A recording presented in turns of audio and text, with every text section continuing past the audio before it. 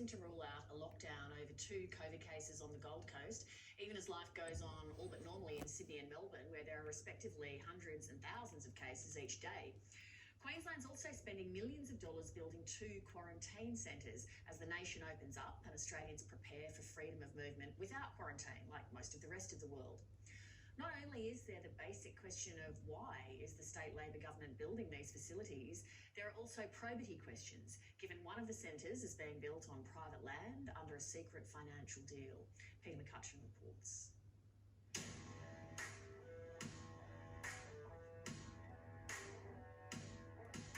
At an old horse start on Queensland's Darling Downs, something extraordinary is unfolding. We have a reputation of Wagners of getting things done, and we built the airport in 19 months and 11 days, and we like to do things quickly and get it going. This is WellCamp, Australia's first private airport, and soon to be Australia's first privately owned but publicly leased quarantine centre. Why should public money go into a private facility like this? Well, we wanted to build it as quickly as we could, and we wanted it to be of ongoing value. But the federal government is already building a quarantine centre 100 kilometres away in Brisbane, raising the question about whether the state really needs 2. I find it very hard to accept that a state of Queensland with a lower population and lower incoming passengers than New South Wales and Victoria needs more quarantine beds. What we have done here in Queensland throughout is ensure that we're well prepared, and having this facility will mean that we're well prepared, and I think better prepared than those states. What a little The idea demon of is. building quarantine accommodation outside of Brisbane was born of frustration. Mass evacuations of an inner-city quarantine hotel have been taking place throughout the day. Canberra had effectively delegated its quarantine responsibility to the states. Back in January, Queensland's hotel quarantine system was faltering.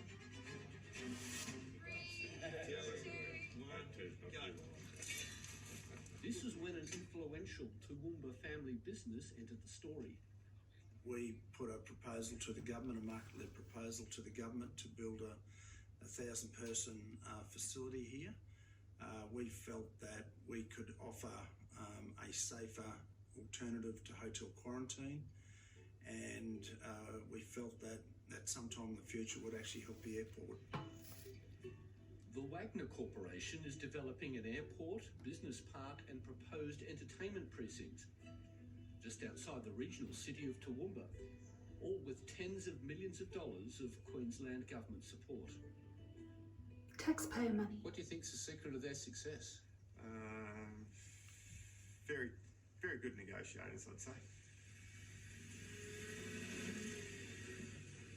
Larry Pappin's farm borders WellCamp, and he's witnessed, with growing trepidation, the site's remarkable growth.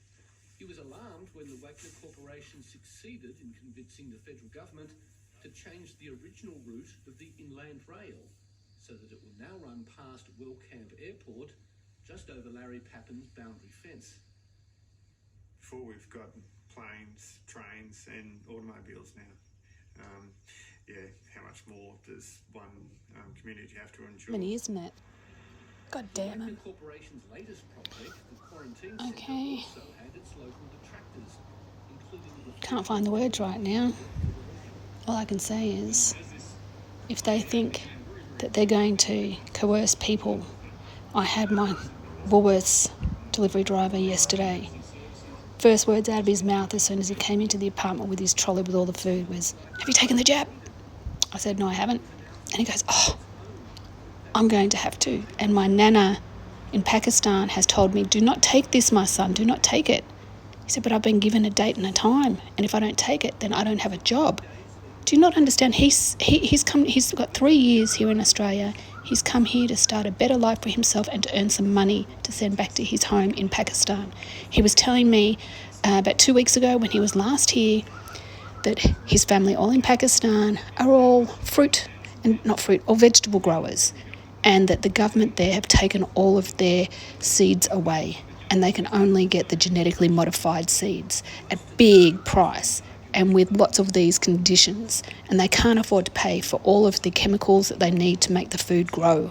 So their career, their harvest, their grain, their future, their money is gone. And the government said, well, if you can't afford to pay for it, then we'll just buy your land. That has been in generations and generations and generations. He's almost in tears. He's beside himself. He was saying, it didn't come from bats. I eat bats. Back at home in my native country, we eat bats. He said we knew straight away it was all bullshit. He didn't use those words because he's a very, very religious boy. He said we knew it was all wrong. And now he's being forced, and his nana rang him and said, do not take it, my son, do not take it. He was telling my son and I that a friend of his took the jab last week. They're now in hospital with heart problems. He's so scared, so frightful for what's going to happen. And I didn't know what to say to him. And then to make things worse, I've spoken to my younger son who's 18. He turned 18 in September. His dad is taking him to take the jab right now. Right now. And there's not a damn thing I can do about it. And so, yeah, I'm agitated. I seem to be agitated all the time, the way things are, and I tried not to be negative this year. But what can one do? You are what you are. You believe what you believe. And then to see this Mr. Wagner making all this money at people's misery, their blood, their sweat, their tears. It's their tears. And he's profiting off their tears. And the government is helping him. It's disgusting, deplorable, and that they're so full of lies with all the numbers. I swear to God, they are. So not just the males, not just the females. So everybody I talk to, not one person I've spoken to, is happy or excited that they've had the medical procedure. Not one person. They're all hesitant. They're all reluctant. They're all not willing to take it. They're all scared. Is that the way we should be living our lives? I don't think so. So make sure if you're in Australia, vote out Labor and Liberal and the Greens. Vote the bastards out. They don't deserve our power. They deserve nothing. And take care. Look after your babies, please. Look after the children. Clear sight, just like that. And now they've started coming in. And as you can see, they're coming in this time from the west. Normally they come in from the east. This time they're coming in from the west.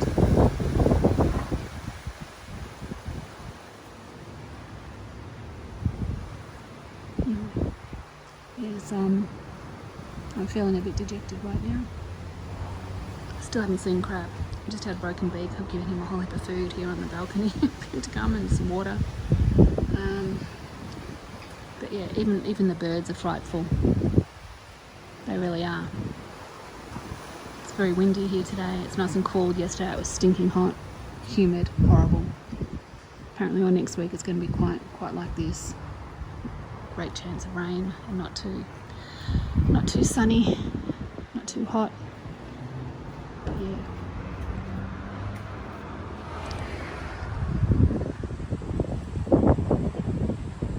So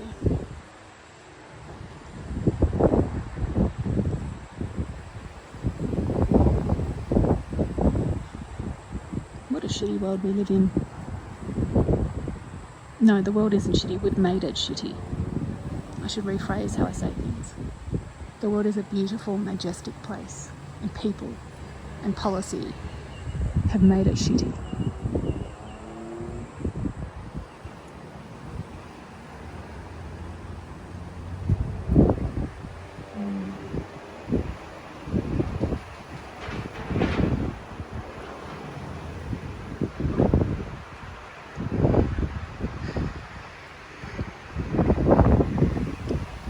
Anyway, look after yourselves, protect your animals and your kids, because they're coming for both of them.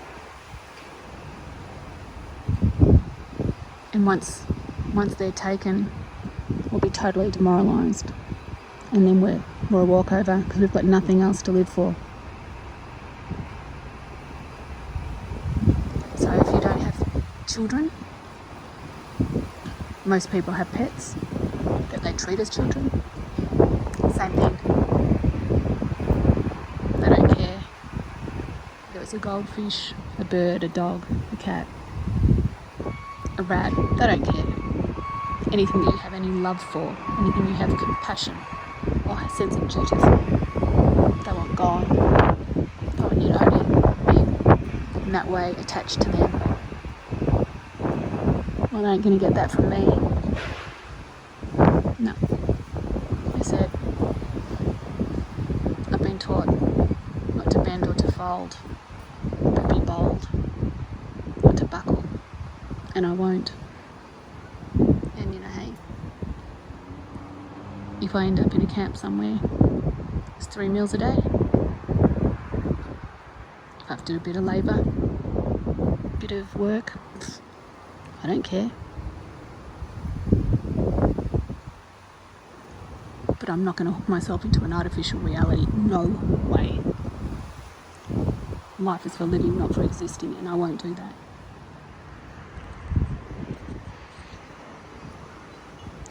Well, take care. Make good choices.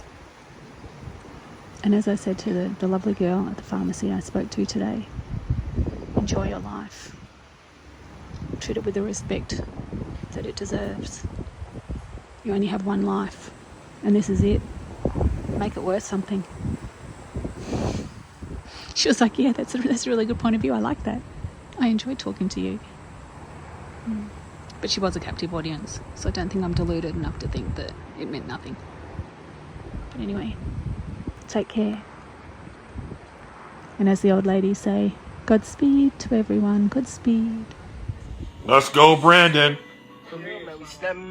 Hey, I say, man, you just got it from the island, boys. I say, shout out to infos.com.